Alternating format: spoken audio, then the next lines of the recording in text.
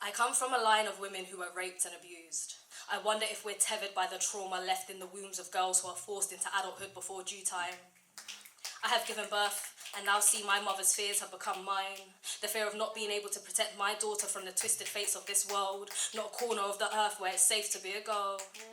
We are warned from tender ages to be mindful of the spaces we occupy. Skirt lengths measured against fires of teens who are sexualized before they know what sex means. I had conceptualized femininity as a burden. This was a reaction to the hurt men had caused. I became conflicted as to whether or not I was even a victim of crimes I certainly did not commit on myself.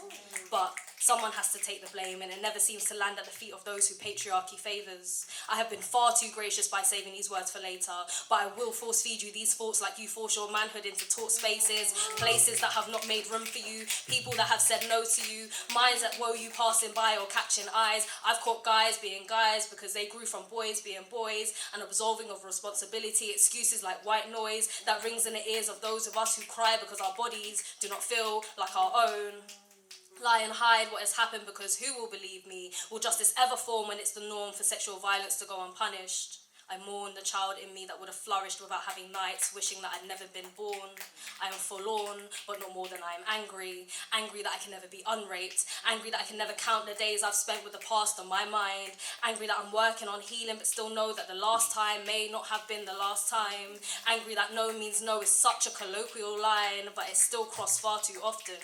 Angry that I think about what's happened to me nearly every single day, but my abusers have probably forgotten. Angry that I'm expected to soften in the face of hardship, but with that being said, I have found strength in my softness. Soft things are harder to break, more malleable to change. I want you to know that it's so brave to not be brave. However you survive, you're doing it the right way. I come from a line of women who at some point had the strength to say that they were raped and abused and then spat in the face of shame. I come from a line of women who exposed secrets sewn in linens of covered truths. I come from a line of women who vowed to protect you from untimely growth.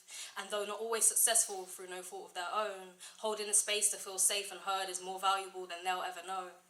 I come from a line of women who were raped and abused. And I may not have broken the cycle, but it is not my cycle to break. I have learned not to carry the blame for those who abuse and those who rape. I come from a line of women who refuse to live in shame.